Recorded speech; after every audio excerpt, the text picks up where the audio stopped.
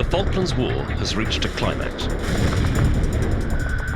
3 warships have been sunk, and I fear we may be next. I'm the captain of HMS Coventry.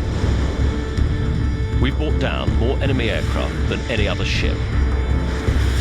We felt almost invincible, until now. Admiral, sending us back there will be suicide. We're under orders to lure enemy aircraft away from our troops in San Carlos Bay. I think we'll be lucky to survive the day. And that's war. You've got to take risks to win. It's like a game of chess, you know, you've got to give up some pieces to get checkmate at the end. I was one of those pieces.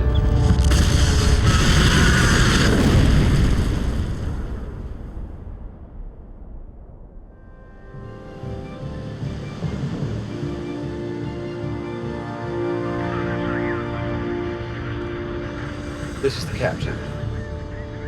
I have just received an urgent signal from the Commander-in-Chief, ordering Coventry and other ships to break off the present exercises and prepare to proceed south to Ascension Island. We have heard that Argentina has invaded the Falkland Islands in South Georgia, and so we shall be part of a task force ready to take any action that may be necessary. I'd never even heard of the Falklands in '82, and I can remember sitting down with a few of the lads and, you know, wondering why the Argentines did invade Scotland, really, you know. Stop laughing, you prick! I regret that we shall now not be returning to Portsmouth as planned, and that there's no way of knowing how long we shall now be away for. I will keep you informed of any new developments as soon as I hear of them. That is all. What I daren't share with my men is that I have serious doubts that we can win this war. I was on the directing staff at our staff college where we studied various likely or possible operations, and one was what happens if the Argentinians threaten to invade the Falklands. It was a paper exercise, it went on for about 3 days, and we put the students to work, and we asked them to come up with a solution. Could we or could we not retake the Falklands? And the solution was no, we really couldn't, because of the distance from UK, some 8,000 miles. So I feared for the Royal Navy and the country that we might lose it. But of course, once the ships are going down now, it's quite difficult to say bring them back. Our job will be to defend the task force with anti-aircraft missiles. Along with our sister ships Sheffield and Glasgow, we will form a shield 20 miles ahead of the fleet.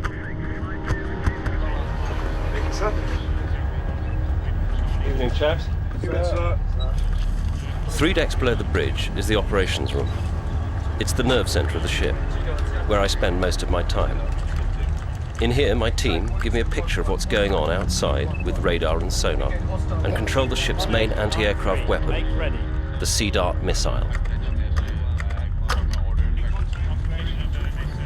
The major threat was the air threat. I mean, they had something like over 200 aircraft. We had 20 Sea Harriers. So very early on, there's no doubt Coventry, Glasgow and Sheffield were going to be extremely busy. And you're quite lonely out in front, because you're the first ship to be exposed and likely to be blown out of the water. My darling, if you get this letter, I have slipped quietly beneath the waves and am utterly at peace in the next world. Please try very hard not to be too sad, although I know it will be difficult. Remember, I will always be aware when you're sad, and I will always be trying very hard to make sure you remain happy for the rest of your life. I will always be with you. Be brave. Talk about me and laugh about me. And always remember, I'm still around. All my love, David. Hands to action stations. Hands to action stations. Pursue damage control to gate 1. Condition Zulu.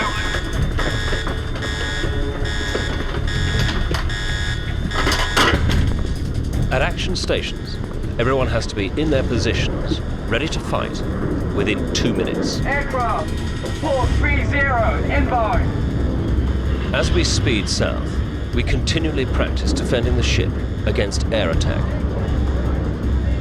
Although many of my ship's company are still in their teens, I have every confidence in them.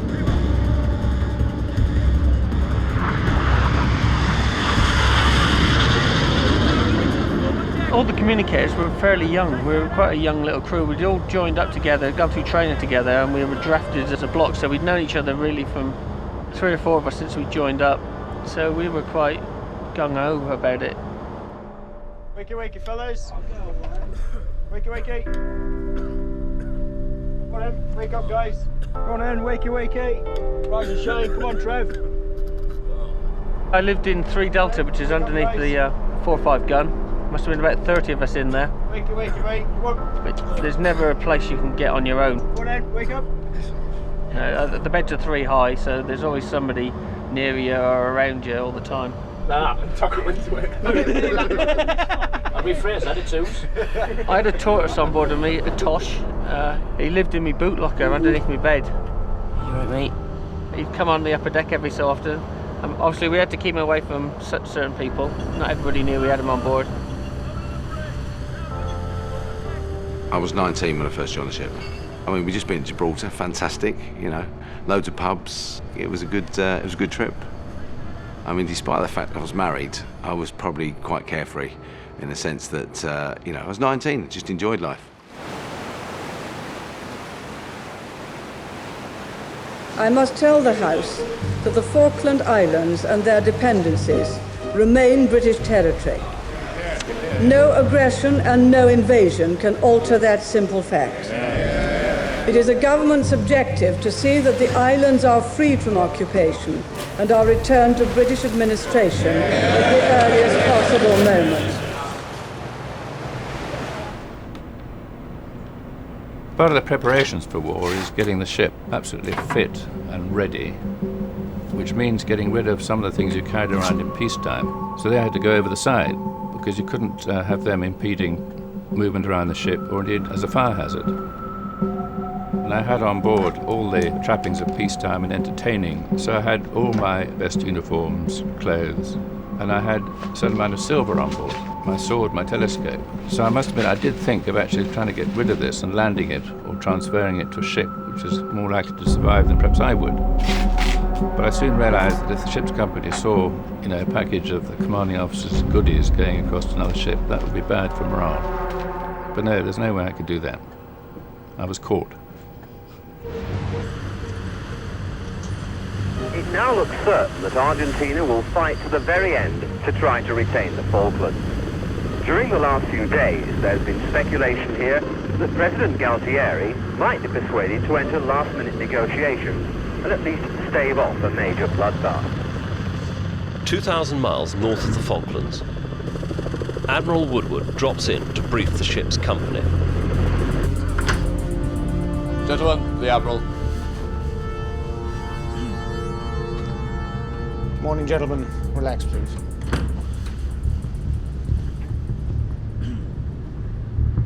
It seems almost certain now that we shall be going to war. Diplomatic negotiations have almost ground to a halt, and the Argentines show no sign of compromising. They're certainly making no moves to get out of South Georgia and the Falkland Islands, so we are going to have to get them out. Make no mistake, this is going to be a tough war, and we can expect ship losses. You might as well face that now, and also face the fact that some of you may not be returning home. Admiral Woodward came on board. I think his intention was to give us a pep talk. And in my view, he singularly failed. His words went along the lines of, we're going to war, we're going to get fired at, and some of you people stood here listening to me right now aren't going home. You do have to accept that. Some of you will die. And I stood there and I thought, some bloody pep talk this is. But you must now make very thorough preparation for war. The whole country will be watching us closely and expects nothing short of total victory. I wish you all good luck and Godspeed. Thank you. Go.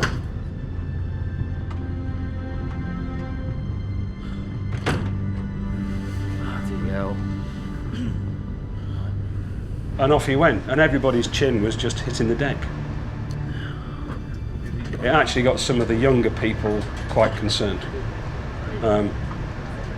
And in the engineer's workshop, it was extremely busy for a couple of days after that, because everybody was spending their time putting their names, their service number and their blood group on little brown discs called dog tags, because they thought we're all going to die.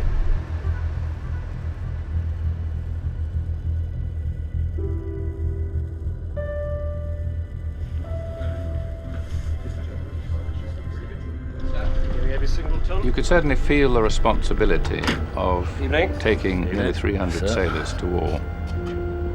People began to look at you more closely and listen to what you had to say.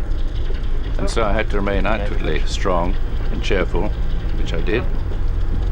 In fact, I was sort of buoyed up by them in a way. I couldn't let them down. But I could feel the weight of their lives being in my hands. I have a terrible hollow feeling in my stomach as the full realization of what is happening dawns on me. With it comes a sense of being trapped, no possible escape, and of being pushed into a fight of someone else's making. A lottery of life and death.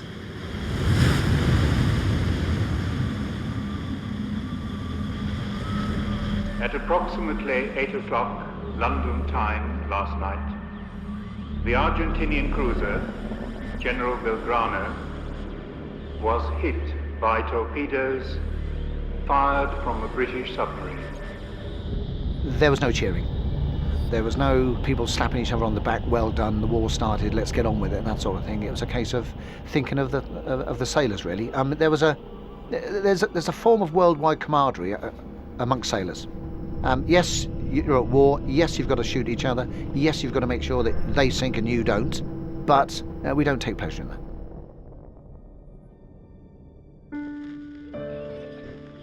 Darling Daddy, I dreamt that you came back in the middle of the night and brought some presents. One was a typewriter for Miranda, and one was a puppet for me. And for Mummy, a lovely plant. I hope you come back soon. Much love, Alice, your lovely daughter.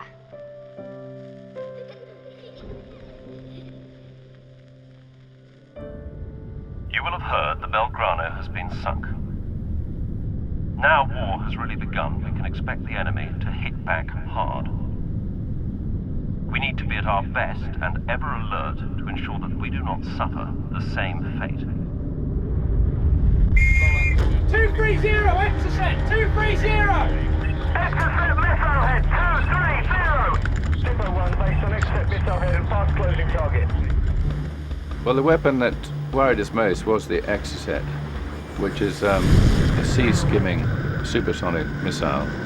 And once it's locked on, there's no way you can stop it. Hands to action station. Hands to action station. Assume damage control, Gate 1. Condition Zulu. The action alarm went off when I was actually trying to get some sleep. I was in the mess, on the top bunk, and the alarm went off and I just couldn't get off my cart and get my gear on fast enough. So by the time I'd sorted my life out, the Zulu door outside the PO's mess was shut. The rules are you don't open it. So if you're stuck, you're stuck.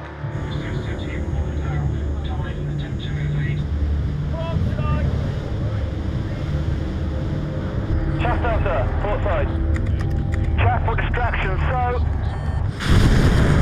First thing you do is to put chaff into the air, which throws out a pattern of false echoes around your ship, which hopefully seduces the missile to the false echoes and not to your ship.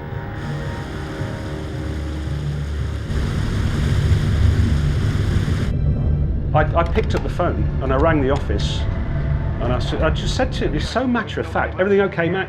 Yep, everything's fine, Potts. Well, you know we're stuck in a mess. Yeah, okay. Anyway, you keep your head down. Take care, okay? Yeah, you too, Potts. I'll see you when all this is over. Okay. And that was it, basically. It's matter of fact stuff. You got this impression that's sort of deep in your head that this is a nasty piece of work that's coming towards you. There is absolutely nothing you can do about it. You're probably in the worst place you can possibly be. and you say cheerio. You tell everybody to take care. You tell your mum and dad that you love them. Sir, we've lost contact. Air traffic. Anything on your radar? Negative, sir. Another false alarm, sir. Stand down from action station. Part 2 to Bunch Watchers.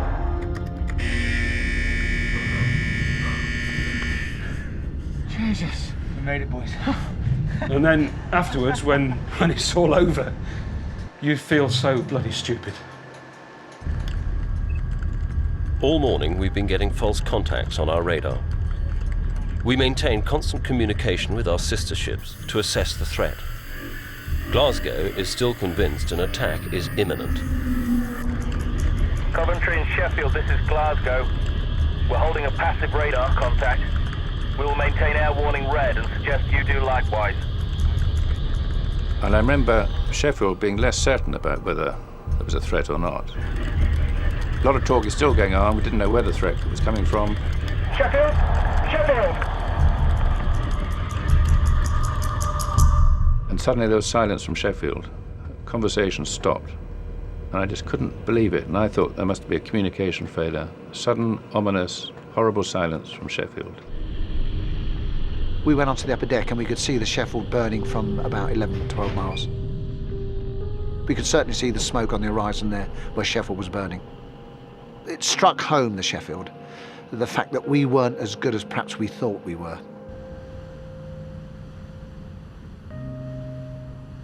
I remember seeing the Sheffield standing out on the flight deck. Not close enough to see it in detail, but we could see the smoke coming from it. And even at that point, I still didn't even think or worry or think, oh God, you know, we're actually, this is quite serious. Never once, not even at that stage.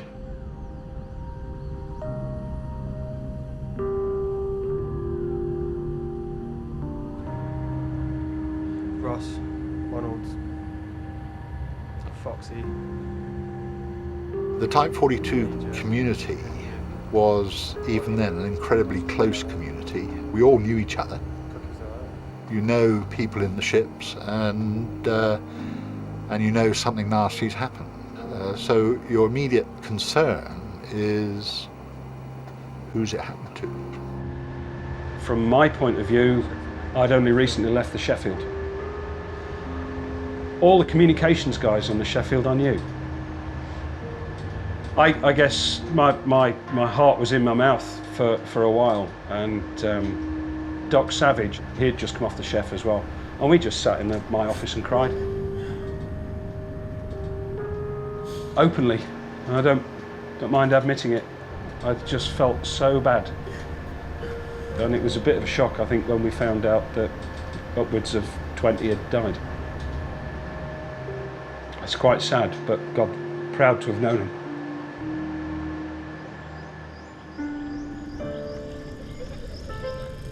Dearest Daddy, I'm doing something called cycling proficiency. It is learning how to cycle on the roads, and you have a test. There is a writing test which I passed and a cycling test which is on the 10th of May. I haven't done it yet because it's the 8th of May. It is very sad that Sheffield sank. Lots of love, Miranda. P.S. I've got some new shoes. There did come a point where I did find letters distracting. I was very keen to get a last letter saying everything was well at home, children were all right. And then I wanted to forget home, put it behind me on a sort of happy note.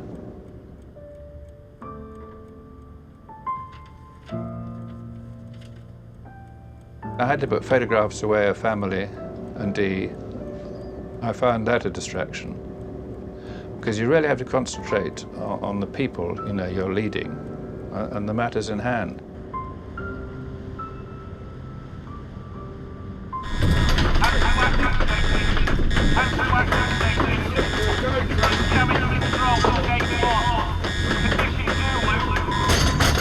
New contact bearing 25 50, CDOT stand to.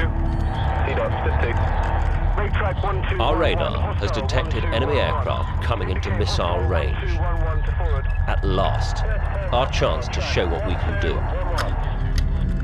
We had, I believe, 2 Skyhawks way out to the west that were being tracked in. We locked them up at 65 to 70 miles. It's going to be the first time a Sea Dart was going to be fired in anger. So I was quite excited by that, and so was the ship, and certainly so was Captain Hard Dyke. Bird FM, hostile track 1211. Hostile 1211, bird target. We're just listening to what's going on out there. I've got fighter control on one speaker. I've got the internal systems on another loudspeaker. We're just listening to the whole thing. 50 people doing the different things at exactly the same time. Engage hostile 1211 with CDOT.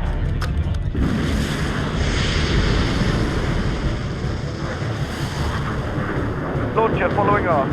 Third away, hostile, take track 1211. We just get birds away, and you hear the Sea Dart missile go. It's like a big, hollow, metallic,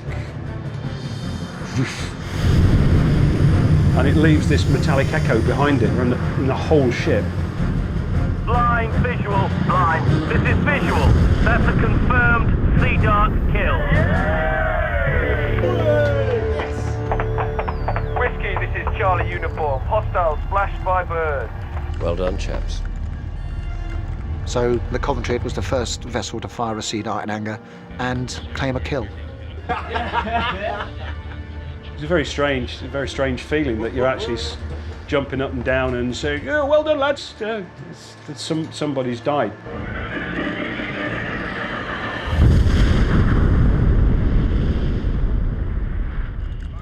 Here we're quite cocooned, if you like, in this little centre here. Although we know what's going on, you don't think who is behind that blip on the radar screen is actually a person with a mother and a father and maybe a wife and children as well. You can't think that way.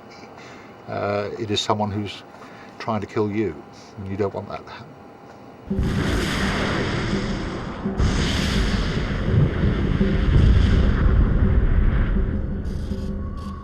Our crew is maintaining a grueling routine intercepting enemy aircraft.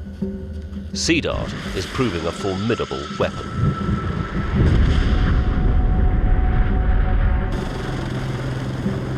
And our Lynx helicopter has just fired the untried Sea Skewer missile. Come on, you fucker. Should be impact any minute now. On its maiden launch, it sunk an enemy patrol boat. Another score for Sam McFarlane's door. One became very steely, totally uncompromising. And you have no feeling for the enemy. There's no pity, sorrow, forgiveness at that time. You become a pretty angry, aggressive sort of individual. And I was quite surprised, even myself, how I discarded all peacetime thinking and inhibition. You know, rules and regulations became irrelevant. You were totally focused on getting at the enemy and surviving. The Argentinian pilots are getting bolder with their bombing runs. They've just crippled our sister ship, Glasgow. This leaves the task force with just one Type 42, Coventry. We now have to shoulder the workload of 3 ships, and we're beginning to feel the strain.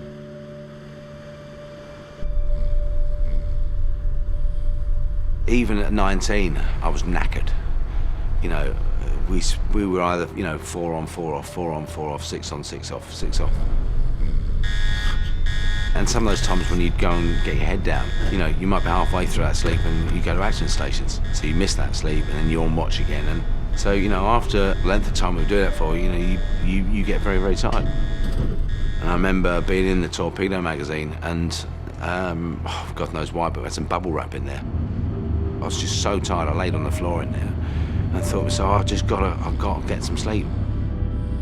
And the next thing I know, and I thought, you know what, hung, drawn, or quartered. I can't get up. I'm just too tired. And I remember John Caddy stuck his head around the corner and saw me, and I thought, oh, you know. And he shut the door and he turned the wheel.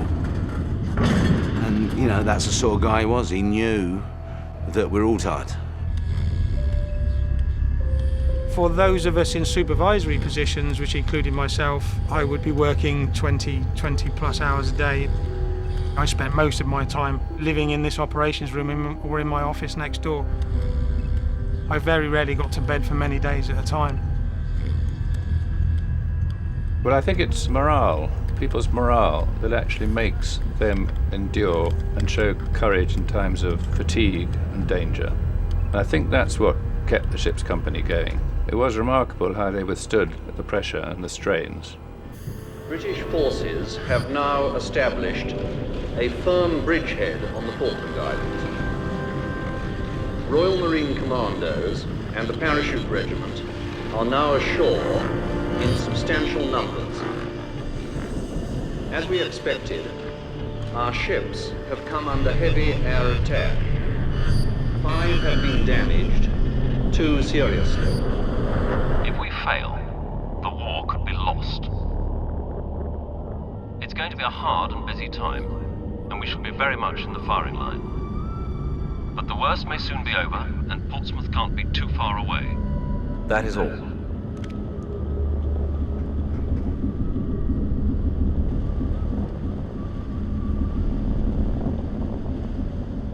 What I don't want to broadcast is how vulnerable we are in our new position closer to the islands.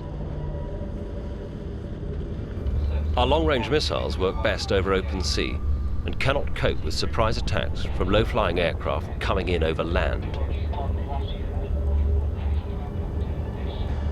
We'll be paired with HMS Broadsword, who will try to protect us with her close-range Seawolf missiles. But I'd prefer to be in control of my own destiny. Good evening, Admiral.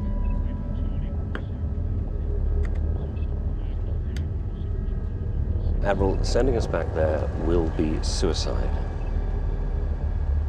We have a damn good ship, and this is a huge risk. Yes, sir, but to be effective, we have to be further out. I do have vivid memories of the captain talking on secure voice to the Admiral on numerous occasions. Several nights running, the captain asked could we move further out to sea where we could better defend ourselves and still tell the air picture, the long-range air picture, to the task group. And on several occasions, unfortunately, that permission was denied. He said, stay where you are, and he kept sending me back to the same spot. And I realized why we were doing it. If necessary, we were the sacrifice, rather than other ships, which are more important. And that's war. You've got to take risks to win. It's like a game of chess, you know, you've got to give up some pieces to get checkmate at the end. I was one of those pieces. The 24th of May was a good day. The ships of the Sound shot down a number of airplanes, and the Sea Harriers too. And I felt that, you know, the end of the war was probably in sight. After the watch, Captain. Just about to turn in. Call me if you need me. But nevertheless, the next day, the 25th of May, was their national day. Emotions would be running high among the Argentinians. So we were expecting the 25th to be a pretty active day. And I personally felt that if we survived the 25th, we would have survived the war. It was going to be a difficult day. It couldn't be a worse start to the day. We've intercepted an ominous-sounding radio transmission from an Argentinian Skyhawk. We knew we had been spotted, our position had been reported back to Argentina. We knew they were planning to come and attack us and Broadsword. So it was very uncomfortable, but I suppose it had been a long time coming. But you still don't believe, you know, it's going to happen to you. You know, I think the longer you survive, particularly when others hadn't, you begin to think you're going to survive. Action to action station. Action to action station. Assume damage control, stage 1. Hostile contact bearing 230, range 30, heading 270, speed 280, low level. I detected a number of aircraft about 100 miles out to the west of the Falklands. When they made their landfall on the Falkland Islands, they flew very low among the folds and the contours of the hills, and we lost them completely on radar.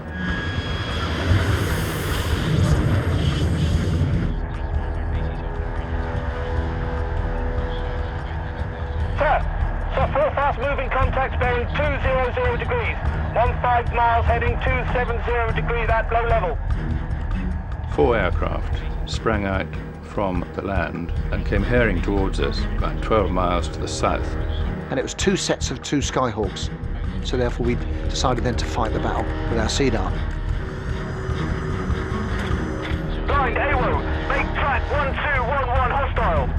Confirm birds, hostile 1211. We then lost lock because they were too low because of the landmass that was behind the aircraft. The hell's broadsword? I think we're on our own, sir. Broadsword had the aircraft in her missile sights with Seawolf, but Seawolf had a technical hitch and didn't engage. So she wasn't able to shoot those airplanes down. Alarm aircraft, red 70! Engage with 4-5 guns. 4-5, engage. Shoot! All upper deck weapons, stand to and fire at will.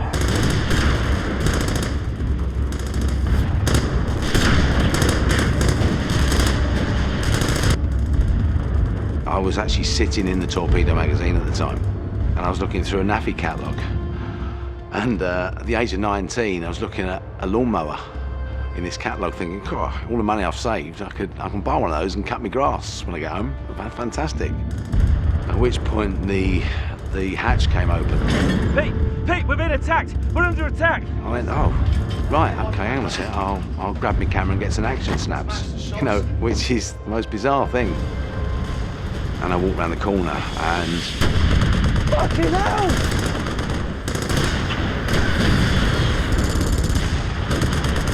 At that point, my war started.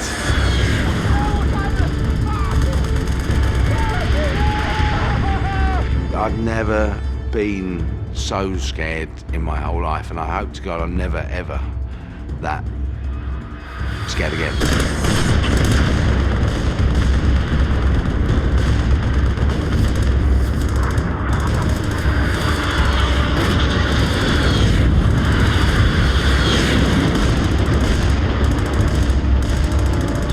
Two bombs were delivered to Broadsword.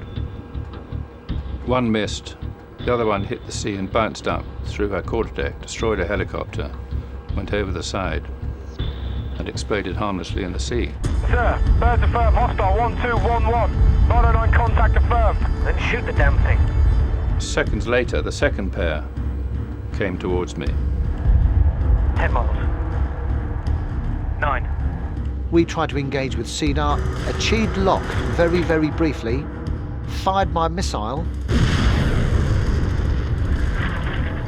but broke lock, and it went straight up in the air. Bird miss, bird miss. 8 miles.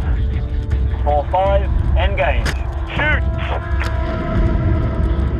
7 miles. All upper deck weapons, stand to and fire at will. My boss ordered me over the broadcast to switch on this light and blind the pilots. Obviously I've seen the war films before where they shoot the person with the searchlight, so I told him in no uncertain terms that I wouldn't do it. Fuck off! I can remember the person screaming down the microphone at me to switch the light on and blind them, and I told him to fuck off again. 4 miles. Having heard the 4-5 guns start to go, and I thought to myself, they're actually throwing everything they can. And then I heard machine guns. And I thought to myself, Sea Dart didn't work, 4-5 gun didn't work, machine guns, everybody on the deck. Go, go.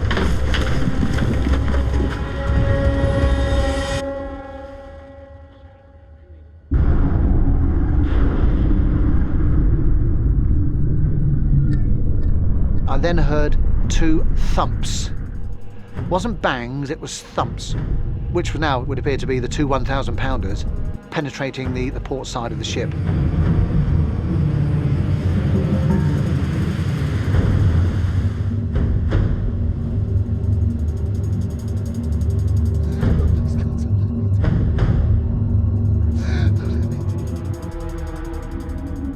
There was like a pregnant pause for a few seconds while people were taking stock.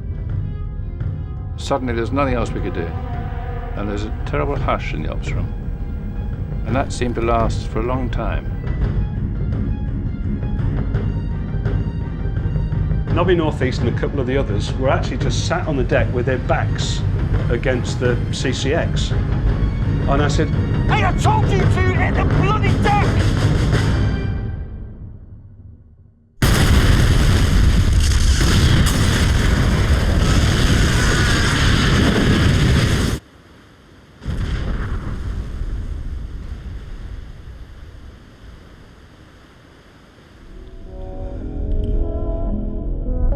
Completely lost all my hearing. Everything slowed down. Everything seemed rational. Everything seemed okay. I was no fear whatsoever. No worry. It was almost like someone had given me a day pass for a film they were shooting on a war scene.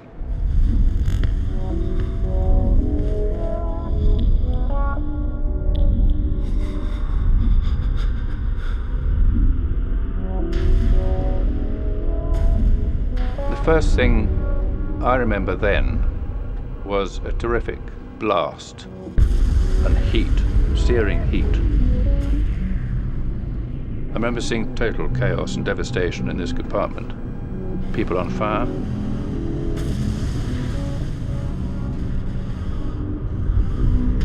The bomb exploded in the computer room, and the next thing I know is just this silence and the flash and the fireball rolling around the operations room searching for the oxygen. The ops room imploded. The screen itself here seemed to, in my eyes, seemed to melt in front of me.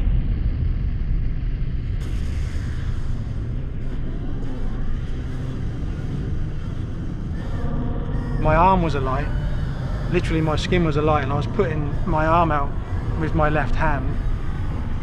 I tasted the rubber and the wire going down your throat into your lungs, because you're actually sucking in all the remnants of burning wires and equipment.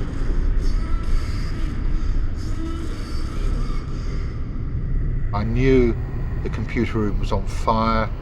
I heard the guys in the computer room being burnt to death. Someone help me! Please! One of them was still trying to get out of the computer room.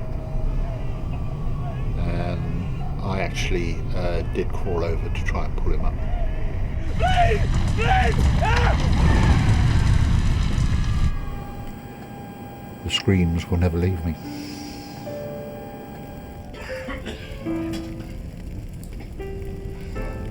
The smoke was thickening the ops room, and I was suffocating, and I was trapped. But I was quite rational, quite calm. But I saw no alternative but to die. You know, it's not the sort of situation you've been in before. And I was surprised how calm I was about it. I actually was wondering slightly who was going to mow the lawn at home in my absence. But then suddenly, I found myself out of the starboard passage in clearer air. How I got there from 1 minute dying, suffocating in the middle of the ops room to being out there, I don't know. But eventually I came to my senses much more.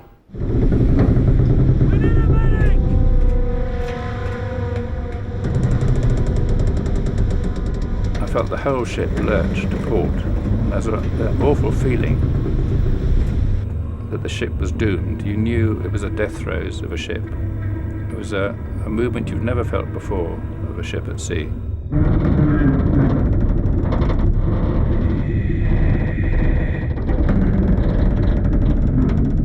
I made my way to the starboard passage, and I realised then that I only had a pair of boots on with certainly a pair of nicks and a piece of collar of my number 8 shirt was still attached. My anti-flash and everything was completely blown away, apart from my wedding ring and my St. Christopher, which I still wear today.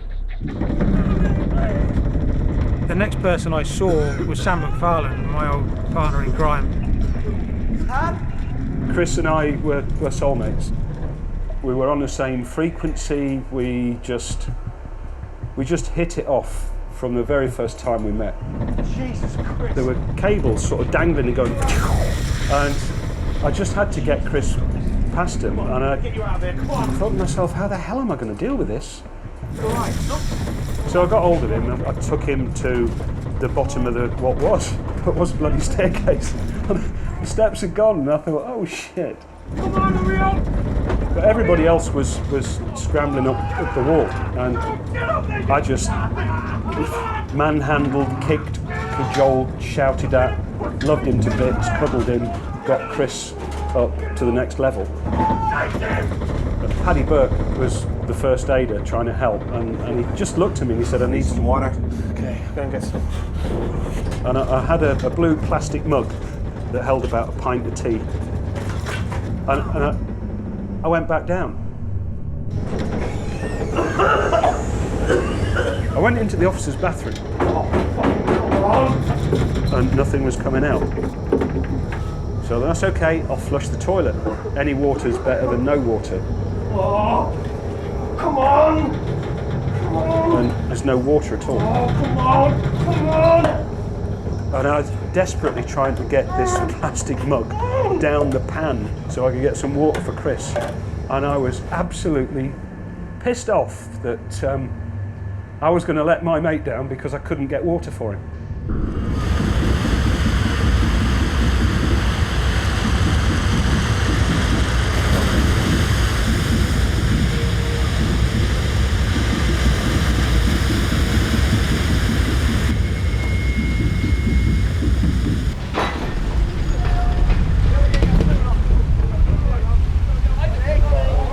Every time I came to action, I always brought Tosh the tortoise with me, and this is the one time he didn't come, and he was still locked in my boot locker. I did think of going down to get him, but when I opened the door and it was just smoke, there was no way I could go back down 4 or 5 decks to try and find him.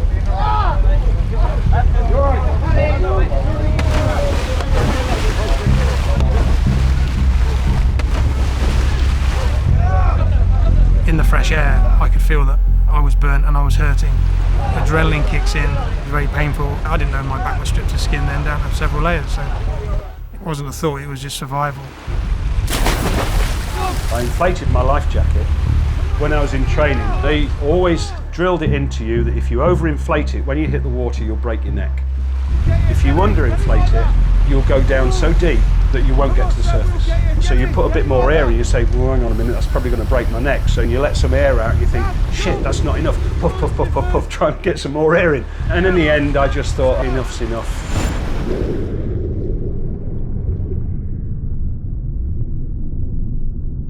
I guess the next thing I saw was just air bubbles going up, and I was still going down. And I thought to myself, you stupid bastard, you took too much air out of your bloody life jacket. I wasn't going to give up, but I thought, what can I do? I seemed to be going down at such a rate of knots that there's nothing I was going to be able to do. And then suddenly, the bubbles were going in the other direction. And I thought, yeah, this is good, this is really good. And then, whoop, just shot out like a bloody rocket.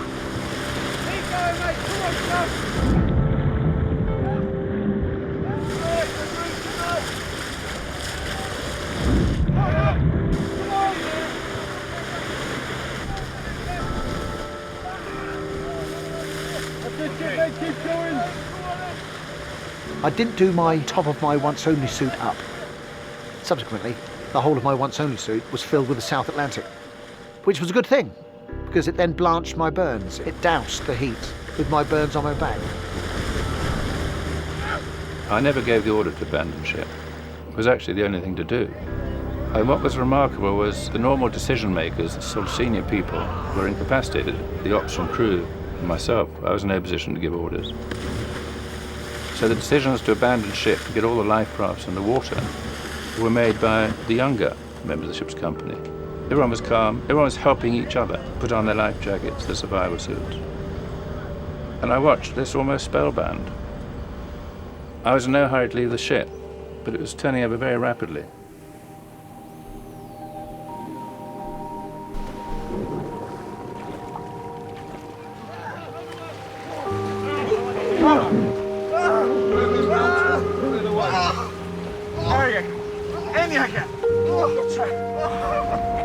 And inside the life raft there's canisters with water, cigarettes, which are not meant to open for the first 24 hours, and I think within 3 minutes that they've been opened and we were eating chocolate and smoking cigarettes.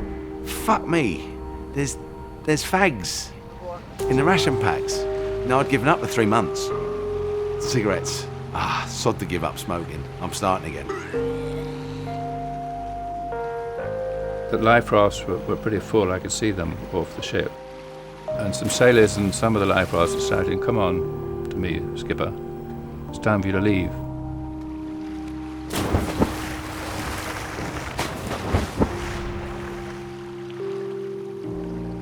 I was probably the last to leave. I actually walked down the ship's side, which by that time was almost horizontal, and jumped the last 2 feet into the water. Come on, skipper. Come. You got him. You're off. Yeah, we got him. Here you go.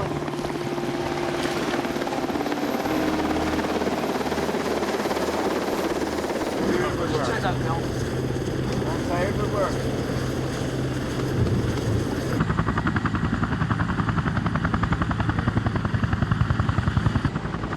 Come on, sir. Go on.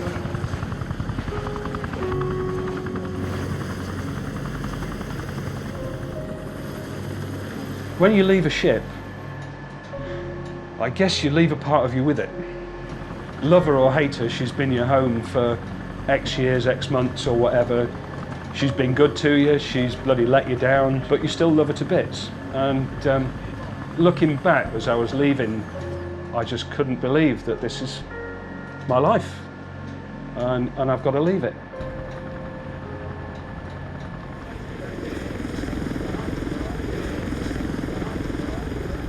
I was probably one of the first out and taken to broadsword. And then I sat in the cabin having a cup of tea. And then an officer came into the cabin whilst I was sitting there, and he said, "Would you like to see your ship?"